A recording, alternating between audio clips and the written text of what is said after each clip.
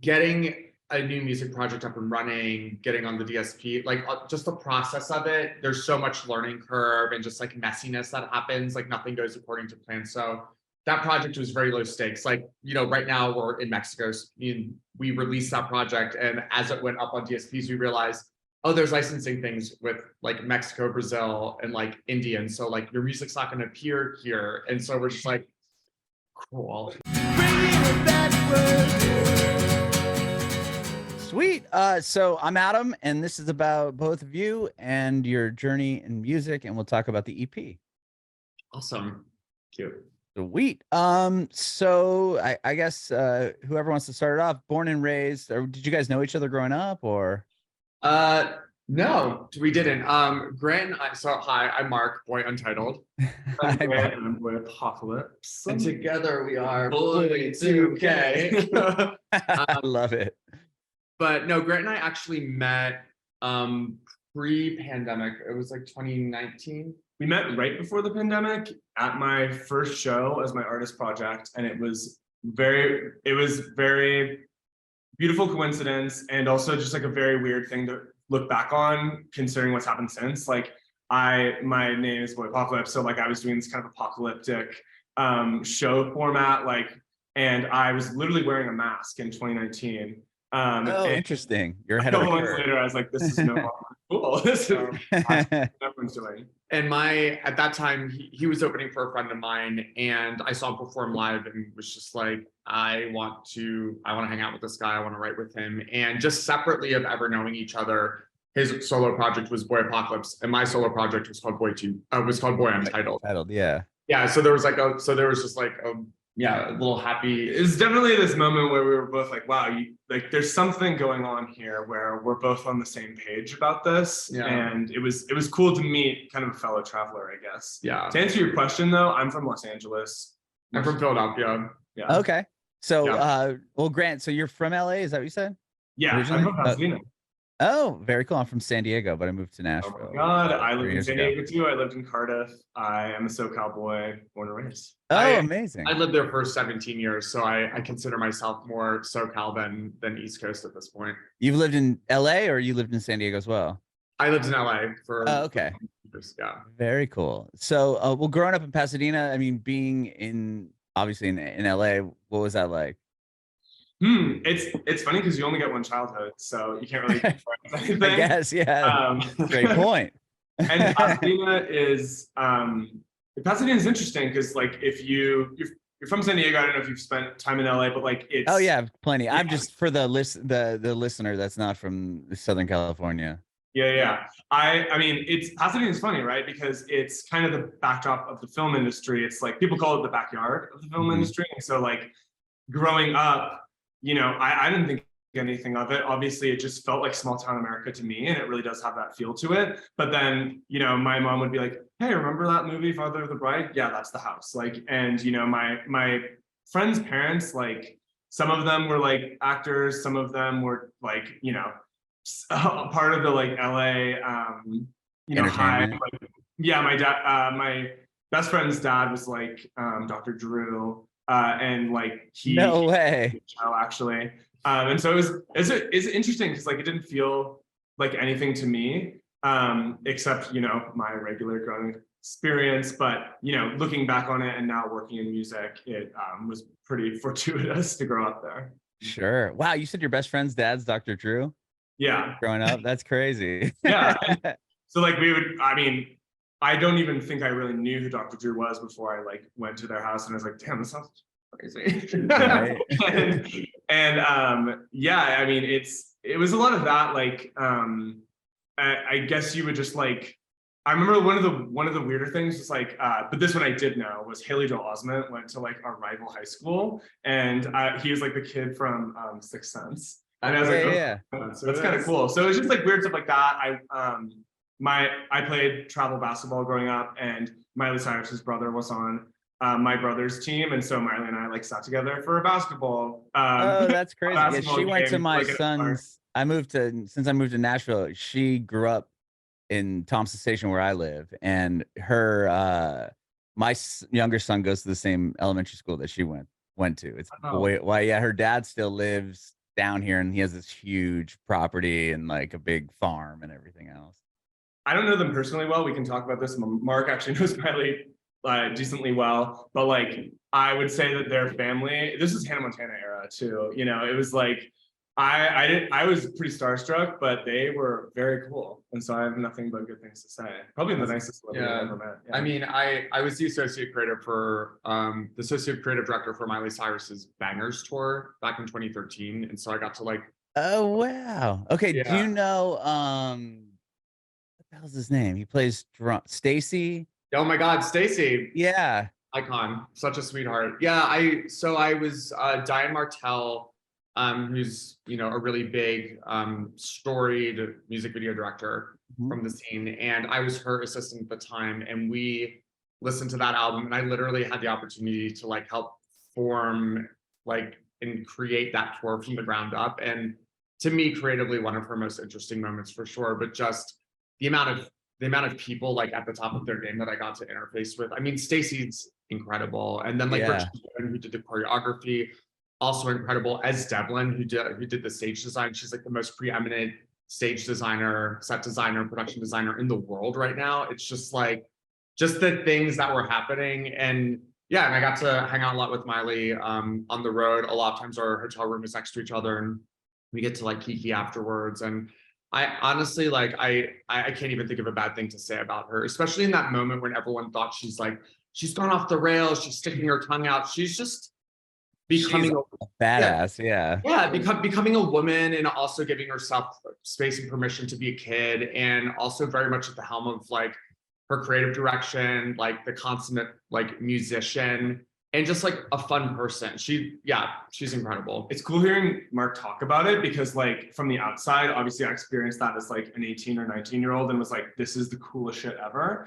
But it felt very chaotic, and hearing about it from the interior, it was very designed. Like, it was like very smart. Super designed. And also just that experience, like, because I was kind of seeing how the music industry operates at the top level. And then what does it mean to take a piece of music and tessellate it out through like a visual experience, an interactive experience, like a huge, massive stage, the visuals, the props, that honestly, like one of the most formative creative experiences of my life that now informs a lot what we do. And it inspired a lot of my outside of music professional career. I produce motion design events, things like that. And so kind of having all those pieces now when we're like creating our stage shows and stuff like that, it's really fun that stuff still ripples through my inspiration. Mark always thinks big, always bigger than me, and I really like it. It's inspiring, he's worked at the top of the game, and so that's always where his mind goes, and it's cool. I love looking at like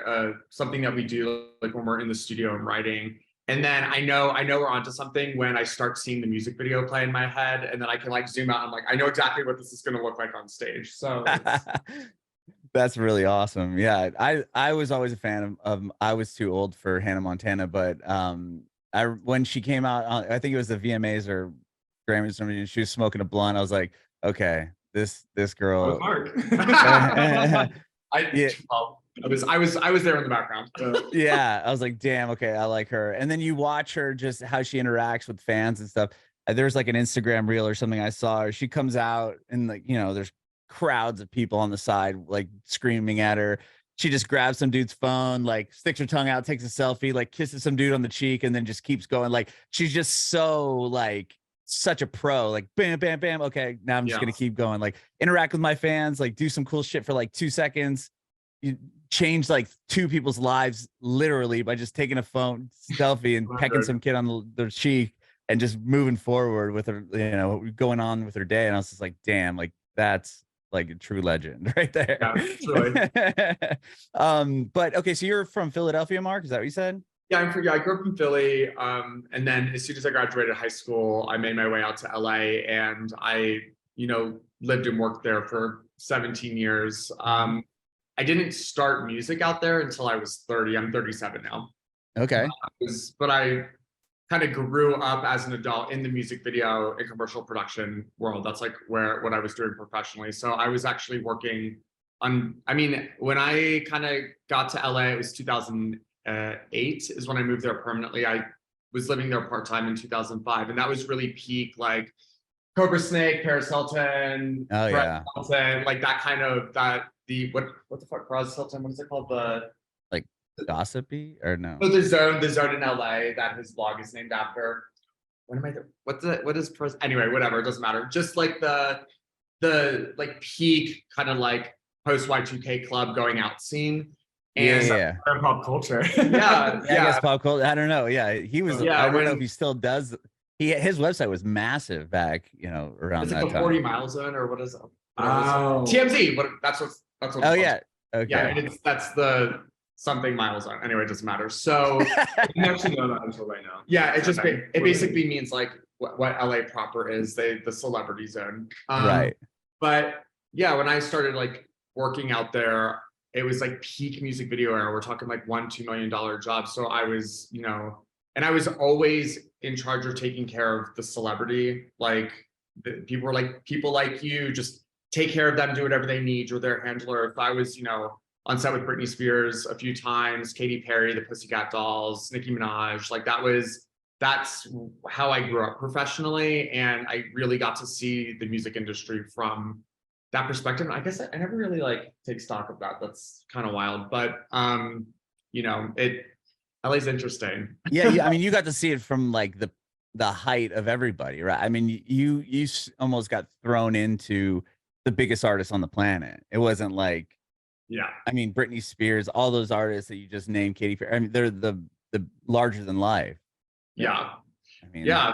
And I will say my favorite celebrity that I worked with a few times is Little John, nicest person I've ever met. And like, oh, that's awesome. I've had a chance to meet him once.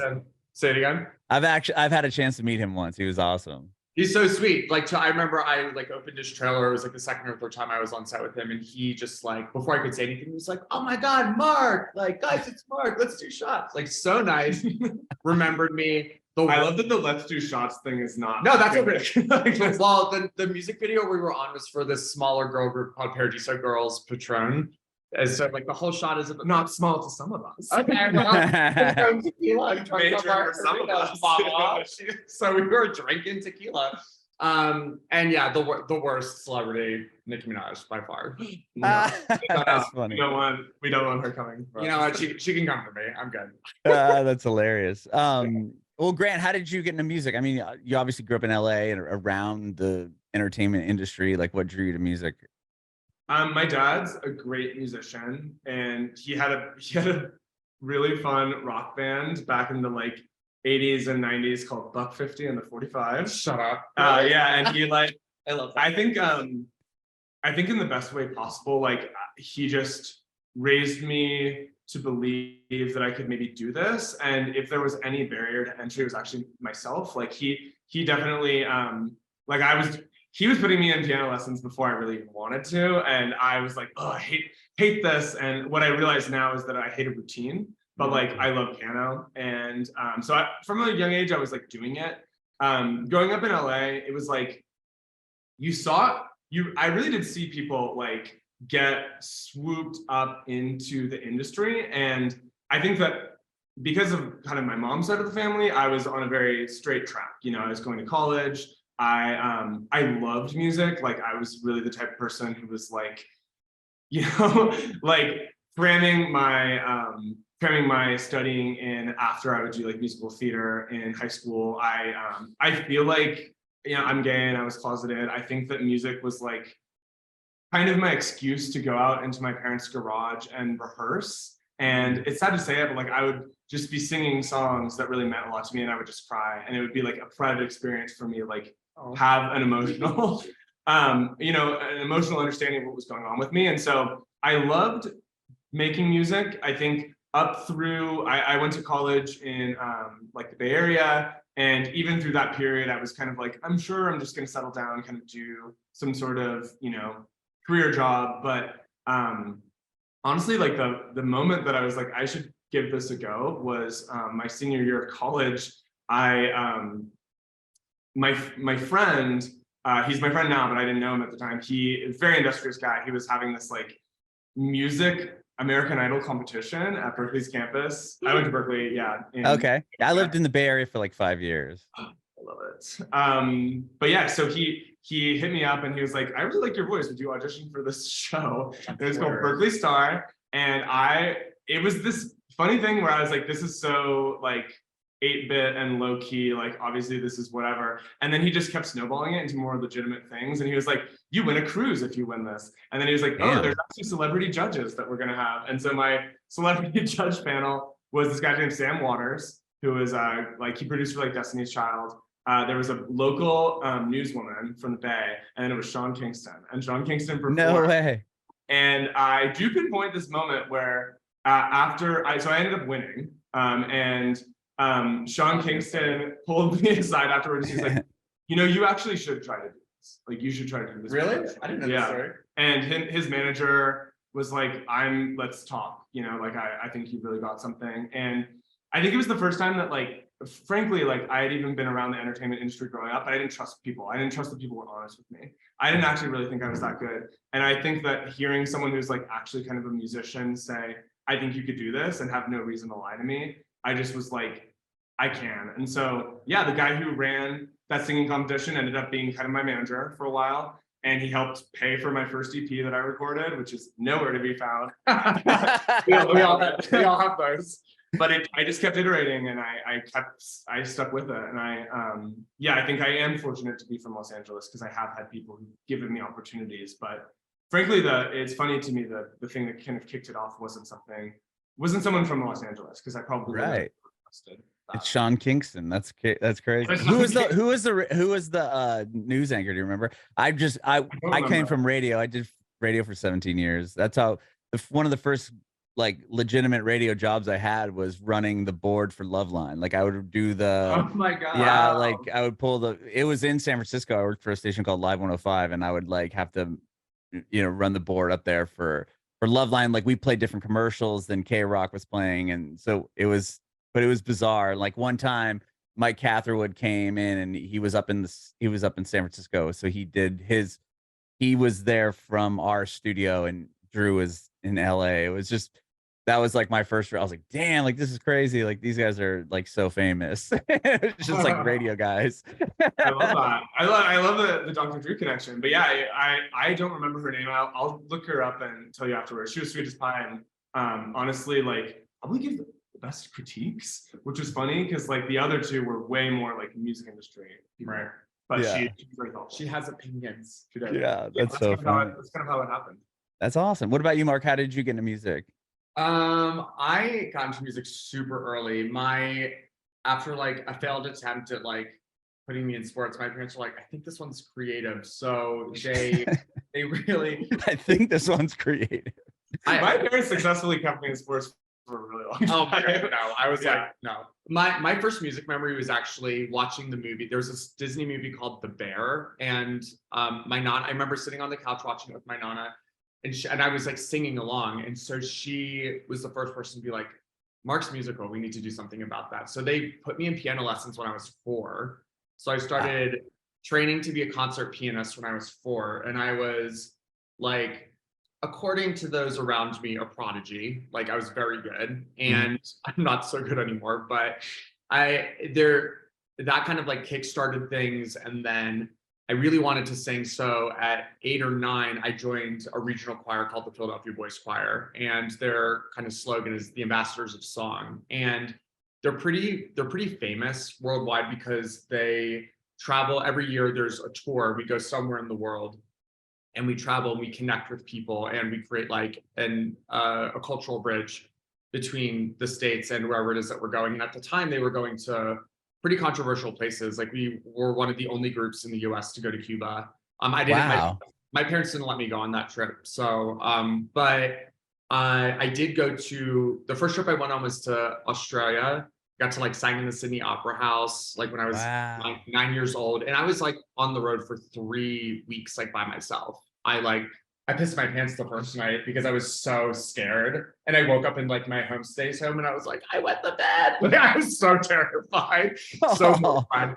But then like the next year I went to South Africa, and like apartheid had just ended, which is crazy to think about. Like, oh my God. We sang for Nelson Mandela, like things that like I recall later in my life. And so I did that, and then you performed on SNL. That was, I thought, one of the coolest things. I performed on SNL. I was one of Pavarotti's backup singers and Vanessa Williams. What the hell? And yeah, I that's so that like gave me the bug, and then that led to, I was like kind of doing regional opera, doing musical theater in college and high school.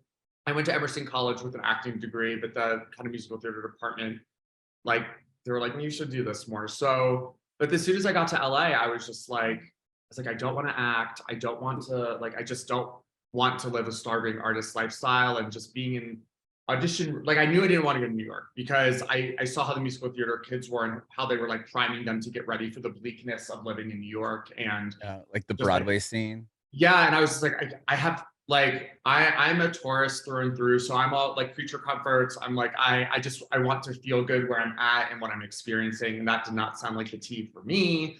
And then, I would say Mark and I are both musical theater girls who like got to that point where we're like, are we going to do musical theater? And we were like, the lifestyle is not it for us. Like, no. it's music is hard, but like it's really fulfilling for me. I think the musical theater lifestyle would be quite brutal. Yeah, and I wonder if it's a creative thing too, because you really can't be creative if you're. Exactly. They're like, okay, you're going to be in the Lion King, and you're going to do it this way, and you're going to do this thing. You're going to say these lines, and there's you're more like a professional athlete. Like, yeah, like you're training your voice. My roommate, who's also an incredible musician, Mariami, and her and I were living together. At the time, she was writing her first album, and we were both she was in the musical theater program, and exactly what you're saying. There's kind of this ongoing conversation. Musical theater really, you have to be a certain way. You have to like kind of contort your voice into this thing, and I wasn't about it. So I really, between like that experience and the whole piano thing growing up, became this super high pressure situation for my family. They're like, you're so good, you can make a lot of money being like one of the best, and you're going to take care of us. It just became this like real weird pressure cooker. And so I just threw music away for a long time. And then when I turned 30, I asked that question that I feel like a lot of us ask. It's like, what do I wish I was doing in my life that I'm not? And the answer was music. And so I just started that journey as a solo artist until I met Grant, and here we are. Wow. Okay. So how long were you doing Boy Untitled for before you guys met?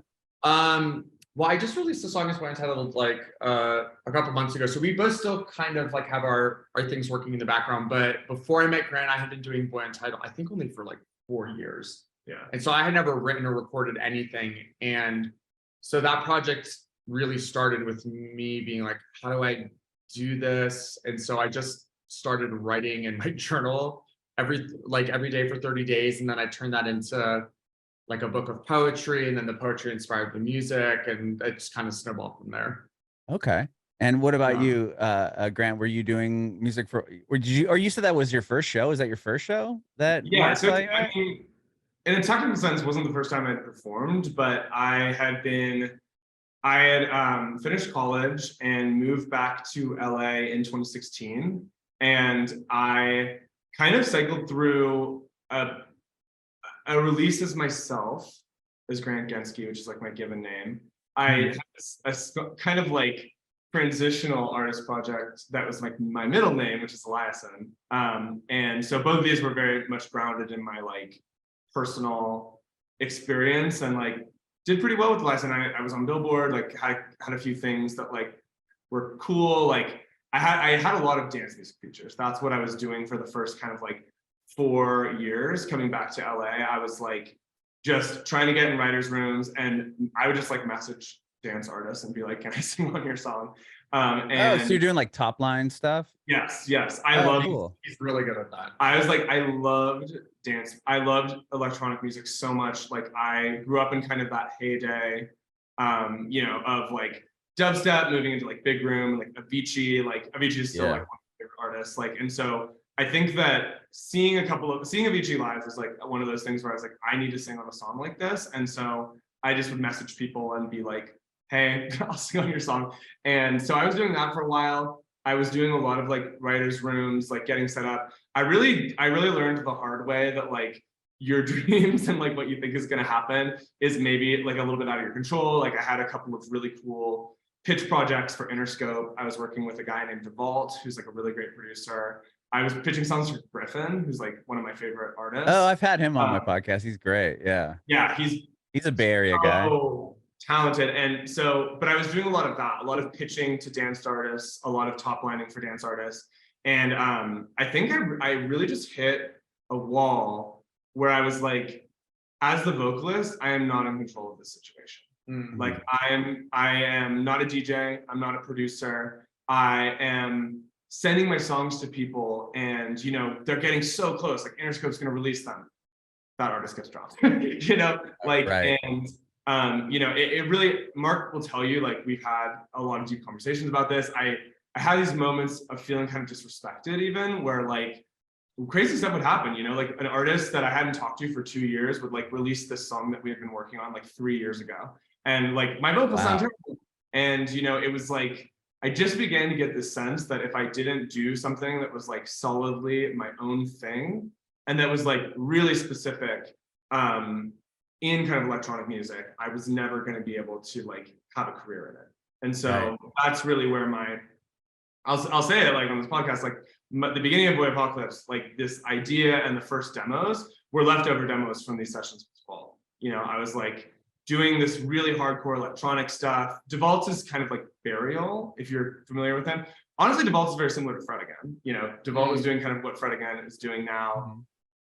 Fred Again, you know, but like very, very talented. And I loved this kind of like breakbeaty, really down tempo. Like it was very sad, melancholy music, but it was cool. It was much cooler than anything I'd been working on. I was in love with these demos, and when Interscope let him go, I was like, I refuse to believe that these are just going to go in the trash. Right. And so I kind of built my own project from the rubble. And yeah, so like I don't think any of the songs I did with him really made it, but it was like this interesting springboard into my own thing. So I've been working in music for a while, but doing my project for a very short time before I met Mark. Like Mark met me. I guess I didn't realize that. I had switched all my usernames a month before I met you. Really? Yeah. So it was like really new, and I was performing all new music. Nothing that I was performing had been released, but the group had reached out to me that asked me to perform, and I was like, I'm kind of in the middle of something. You know, I'm doing this new thing. I'm in the middle of something. But I would love to perform this if you're fine with me performing all new songs that no one would know. So okay. Very, very cool. And then when you something about you. Yeah. It's funny, Mark and I are best friends, roommates, we live together. It's very shocking to learn something new. Yeah. Like, but we don't really ask each other, like, tell me your life story, right? You know?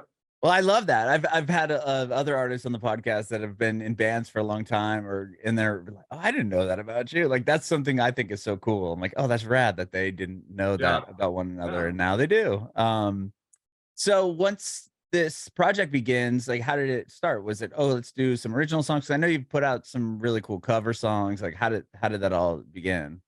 Well, we started, so we met, okay, so we meet each other, pandemic happens. It's very much a soul gazing moment where like this guy gets it. And I don't think I had learned being in a lot of writers' rooms to not rush a good personal relationship into a professional one. I had like that. Because sometimes I was like, let's get coffee people right who now. are really cool are not compatible with you, and you don't want to like mess that up. So I was trepidatious, but we had coffee.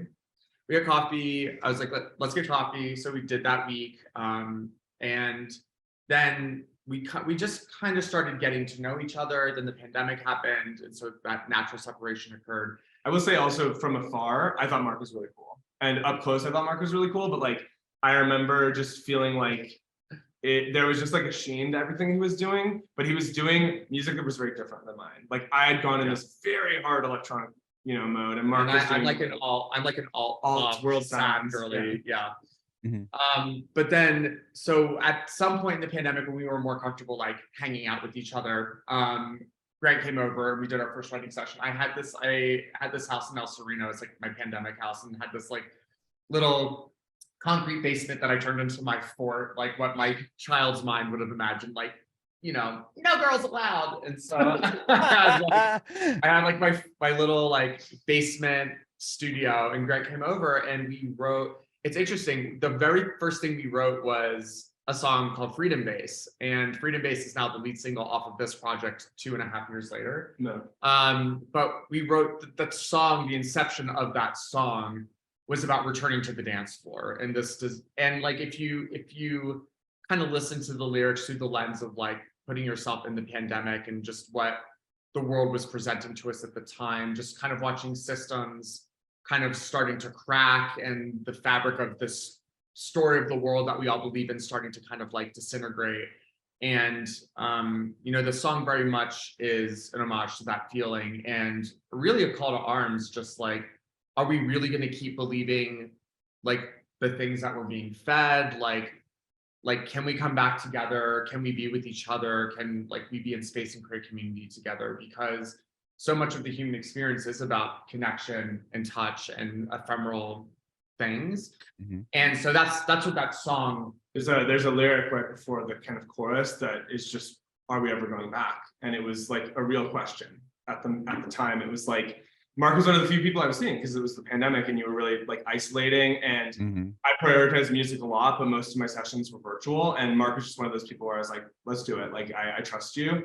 And we wrote that song, yeah, in the midst of crisis. Like I had just started this project and I had such high ambitions for it. And then everything shut down and it was like, how quickly can you pivot? Like how quickly can you change? And I'm not rich. Like I was self-funding everything. And it was like a lot of the things that I had planned were not going to happen. And you know, the dance floor is very, very sacred space for me, very important. Like it's where I discovered myself as a musician. It's really why I got into doing music, was like to do top lining for dance artists. And so yeah, it was a really sincere moment musically. It was like, it felt very, I don't want to say desperate, but it came from a place of like, I need to write this song. Yeah, I need to write this song because it's if I don't have hope that we can get back, life's going to be really hard for me to live. Yeah, there's a lot of anger and hope in that song. It's like freedom bass, a riot on the dance floor, freedom bass, screaming that we want more, in our hearts knowing one day we'll all come home, freedom bass. And I also I think that we were clutching at the beginnings of Y2K, which is very whimsical and funny and stupid. And like even the phrase freedom bass, I'm like, that's not a phrase. Like that's not something I was in my mind. I was like, does this make any sense? Like, is anyone else gonna get this? Like, and so at the time I was kind of like, I feel that this is good, but it's kind of silly. And I'm serious. I'm a serious artist, you know. I'm Apocalypse. I'm like this hardcore electronic act. Like this is, we're gonna shelf that. But I think that's also why and I promise I'll answer your question, but I think that's I love this. I think that's also one of the reasons we connected, because so much of my also my solo project is very serious. Like my first EP was like my take on the 5 stages of emotional evolution. It was all about I lost my father in the process of writing that, and so that album came about me processing my dad's death. And then my second album, which I was in the middle of writing and finishing when I met you, what was all about the disintegration of my marriage. And you know, I released that EP, and a couple weeks later my husband and I decided to get divorced. So there was so much heaviness in my music. And I mean, yeah, same. Like my first project was, I would say, like a thesis statement on queer guilt, and it was like the pain of the closet. Just like, it was really angry. It was more angry. People didn't receive it as well as I thought they would, because to me the anger was so ever present and it was so palpable, but it's not what people perceive of me. They're like, you're smiley, you're happy-go-lucky, and I think people were very confused about the whole shift. But it was this like howl in the wind that I needed to get out, where I was like, I'm dying, you know. I'm losing myself. I feel like I came out and something's still broken in me. And so needless to say, I think that's basically the backdrop for us, like coming together musically, and there's always a rebound, right? You gotta do something else. So we did that, and then shortly after I went to my friends had like a secret camp out at their property up in Northern California. Like Scandalo. Not allowed. Song so good. Sorry, random thought. And then we had a rave in the woods. And this DJ played Days Go By Dirty Vegas, which like core memory for me. One of the first times I really remember being like, whoa dance music like as a kid. And so my friend, you know, we're all like doing what you do at a rave in the woods, and they were like, you should do a cover of this song. And I was like, I totally should. And so Grant had just done a remix for the last song on on that EP I mentioned, Zenith. And I was like, Grant, you are the person to produce this. And then I immediately was like, but like, what if we just did a whole EP of Y2K covers? Like, we were both coming off these like really heavy things. I actually quit music. I'll say that. Like, I had changed all my handles back on social media. I've been like, it's like, this is so hard. 2020, like the last song that I released as my solo project was about my friend who died, you know? And so it was like, can I really keep doing this? And I quit. And the first performance back that I did as my project, when I was like, I am back and I am doing this for real, was with Mark. And it was a dance show. It's like an art rave in the desert. Oh my God. And that's I think it's important to say that, because like Mark and I have been doing something very different, solo project. And it was at that rave that I was like, we're doing something really similar, because I had promised if I got back into music, I'm doing dance music. I'm doing something lighter, more fun, more like joyful. And it was like we met at this moment when maybe our projects were a little bit different, and we came back together at this moment where we were doing something really similar. So then, you know, a couple months later, Mark's asking me to do the covers. We're like, I'm like, let's do more covers. Let's do more covers. And I think it really became about embodying and experiencing joy, about like recalling a time, recalling almost a simpler time. Not to say that like we wish things were the way they were, because I think like so much of our music now really speaks to like, fuck that, like the world needs to change, and like we want to be vessels of that message in the music that we share. But there is, you know, that nostalgia for like music of that era. So we were, I think someone described Y2K as like the boy band of the future from the past, and I think that's really what we are. It's like, it's nostalgia, but it's like placing yourself in a period that it feels rose-colored and it feels like incredible because it's memory. It's not real. And it's like, I think we almost think of ourselves as like time travelers. It's like we're going back to that period and imagining what the future would have been like. Yeah. It's very atemporal, kind of confusing, but it makes a lot of sense to me. And I feel like it's kind of the core thread of Y2K. It's like that mashup of the present, the future, and the past. Mm-hmm. And when we were like concepting that and doing this EP, it was just like, I remember us sitting around my kitchen table and just being like, okay, but like, what do we call the project? And it's like, well, it's Boy Apocalypse, Boy Untitled, Y2K. There's two boys, Boy2K, and we were both like, we were like, wait, this isn't just kind of a one-off. It's not a one-off thing. Like this is like we have an incredibly special friendship and connection, and obviously we're vibing on each other's like everything with music. So that's, I mean, that was the moment we were like, oh.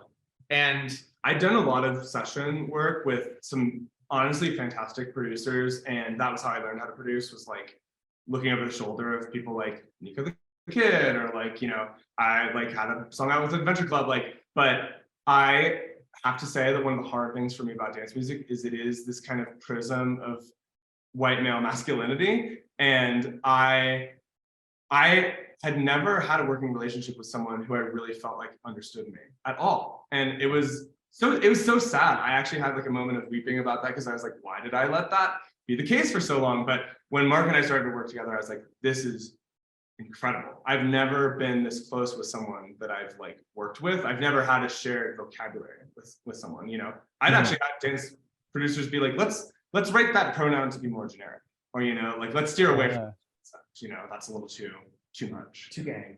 Yeah. Too gay is too much. Yeah. Interesting. Well, I mean, that's awesome that you guys have such a, you know, kind of a linear idea of what you wanted to do as far as the project goes, and then kind of coming together in the way that it all did. And you're kind of doing something similar away from each other. And now it's like, okay, like this is rad. It's kind of going to work together. And what you're doing is really cool too. I mean, how did you choose those first few covers? Well, The Days Go By came from that rave. But I mean, you did the J-Lo and the Monifa cover. Right. I'm just grabbing your leg. And then we made that Spotify playlist, and we were just like, what are the what other songs just like feel iconic. And since it was Y2K, I mean, again, I'm a very, like I said, I'm a very visual person. So music is almost always associated with some kind of imagery. And there is nothing more Y2K than the J-Lo Waiting for Tonight music video. Oh, yeah.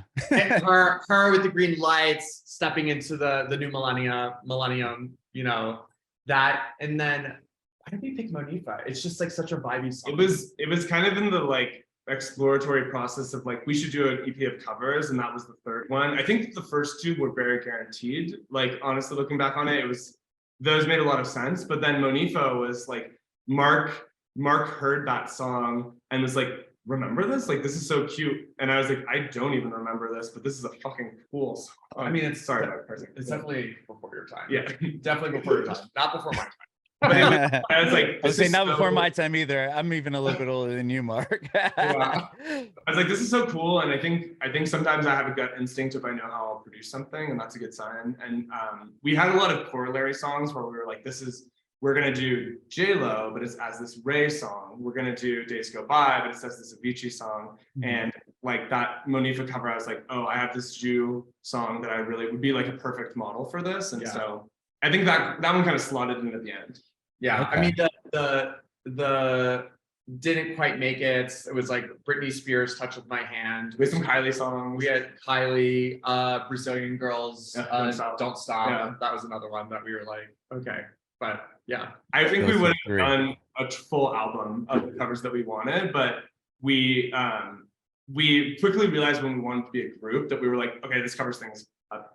This is like the beginning. A sonic appetizer. Yeah, I mean, you'd probably, obviously going into, you didn't want to go and be a cover group, right? Right. You know, but that project was great though. It really was, honestly, like in retrospect, just such a fortuitous way to start this project, because I mean, getting a new music project up and running, getting on the DSP, like just the process of it, there's so much learning curve and just like messiness that happens, like nothing goes according to plan. So that project was very low stakes. Like, you know, right now we're in Mexico, we released that project, and as it went up on DSPs, we realized, oh, there's licensing things with like Mexico, Brazil, and like India. And so like your music's not going to appear here. And so we're just like, cool, you know, great, the place we're living currently. So anyway, you're in Mexico now?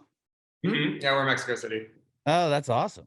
Yeah, we've been here for 8 months now, but yeah, we're just like here for the year. Honestly, so the real tea is that I recently got out of a marriage. I decided last year, came here, fell in love. I was like, I'm ready for a change. And then that was at the same moment when Grant and I were like, let's do this. And I remember I came home from my first trip here and I was like, I kind of want to move to Mexico, and I think you should move with me and we can like incubate this project. And he had never been here before.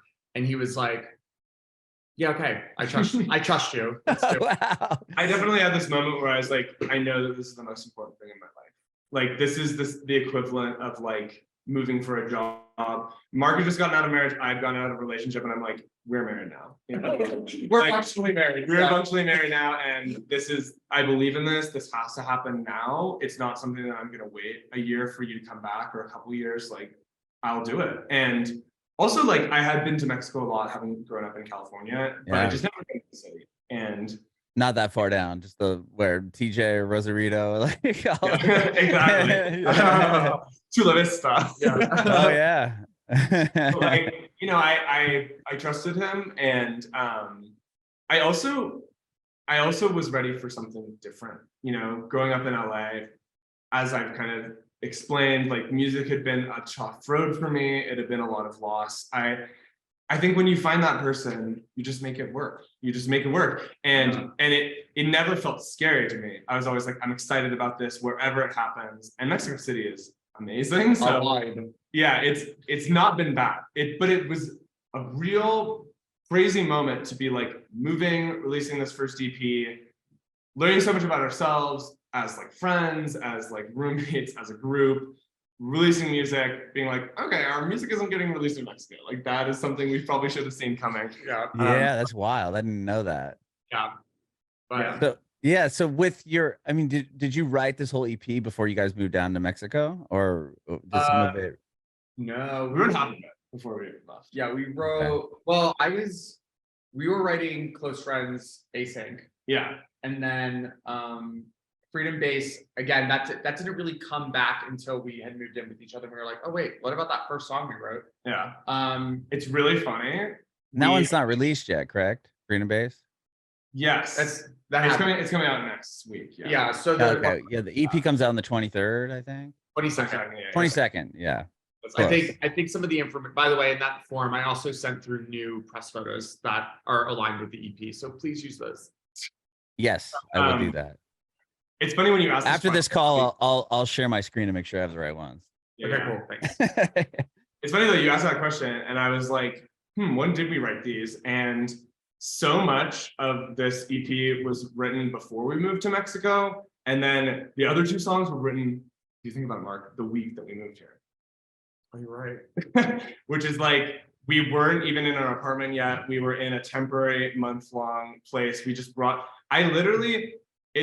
My parents were so like, what are you doing? But I like moved all my stuff into a storage unit. I moved here for a month with one suitcase of my clothes and one suitcase of my music equipment. Yeah. And like, we just set up shop in this temporary spot. And the first song that we wrote was with our friend Connor, who we met at the first party that we went to in Mexico City. Yeah, the first weekend we went to our first rave here, met him on the dance floor. It's like, we should write together. And then we did, and it was a great session. And that became Fever Pitch. And then the second one we wrote, my friends are called the Corporate Slackers. They like work a lot with like Luis Torres. They are like friends with Tiesto. And so they sent me like a beat and they were like, this is really cool. Like, we think that you guys would be cool on this. And so we wrote a top line for it, which is something I do a lot. And then they kind of passed on it.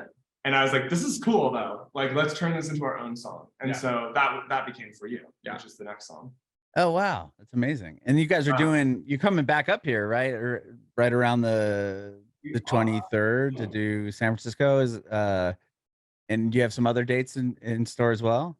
Yeah, so we have, all right, so the EP releases next Thursday. On Friday, we are headlining Electrolux Pride, which is a huge pride party in San Francisco. The following week, we're doing more like, if you know kind of party up in Gurnville at R3 for Independence Day. And then we come back to Mexico City. We're performing at Bon Bon here and Sick, which are 2 nightclubs. And then we have a couple others that are not yet like 100 confirmed. So, not going to say those, but sure. Yeah, but we're excited. Kind of doing a little mini summer tour, USA, Mexico City tour to promote the tracks. That's awesome. That's awesome. And I appreciate both of you doing this today. Thank you so much. Yeah, of course. It's been really fun. Yeah. I have one more question. I want to know if I can get an answer from each of you individually, if you have any advice for aspiring artists. It's like so funny to say that because I'm like, aspiring artist. But I've been thinking about this. There's a TikTok that I saw that's like you can't get where you want to go unless you climb Cringe Mountain. And it's like, and it's just this kind of metaphor for like if you're really an artist, you know that the thing you want is in this valley, but you can't see it. And all you can see is this mountain of cringe, like this really difficult experience of putting yourself out there. And like, I would even unpack cringe and say some of it's just like, my family doesn't have any money. I had to fund everything. My first EP was like a Kickstarter. I raised a bunch of money for that. I've self-funded everything. There are days when it feels like you're really begging for anyone to care about what you do. But climb Cringe Mountain, baby. That's my advice to you. Like, it's worth it. There is something on the other side. And I feel like I've had like some decent success, but like beyond success, like is a deep sense of personal fulfillment and an understanding that the things that you feel very deeply are worth sharing. That's been a transformative lesson for me. So yeah, my message to aspiring artists is get your hiking boots on and climb Cringe Mountain because it's worth it. But yeah, bring gloves, bring a hat, it's gonna be tough. Bring water, stay hydrated. Yeah. My advice would be, I guess, twofold. One is get in rapport with your intuition and your instincts. I think so often, and we just went through this experience, that your intuition and your like gut instinct will be pointing you in a direction, and oftentimes we let other people's opinions or like shoulds or coulds kind of override that. And at the end of the day, I would say more often than not, that diminishes the path ahead of you, and like your own belief in yourself, the vision for your project. And it's science, baby. There's more neurological pathways in your stomach than in your brain. Scientists refer to the stomach as the first brain. There's a reason people say, listen to your gut. I would say that. And then also just especially as queer men, and I think so much of our experience is around this idea of becoming and like stepping into authenticity, stepping into, just the most authentic versions of ourselves, and not just like how do we present ourselves to the world. The first step is how we recognize the truth of who we are inside. And so just understanding that there is no destination in the journey of becoming. It's always an ongoing evolution. Your art is an expression of that, and it's okay if the vision changes. Just go with what feels the most authentic to who you are. I think the last thing I'd say is definitely a Y2K motto, which is have a sense of humor, have a sense of irony. It's not as serious as you think. Nope. And do it with your friends. Do it with your friends. It's way more fun that way. Yeah.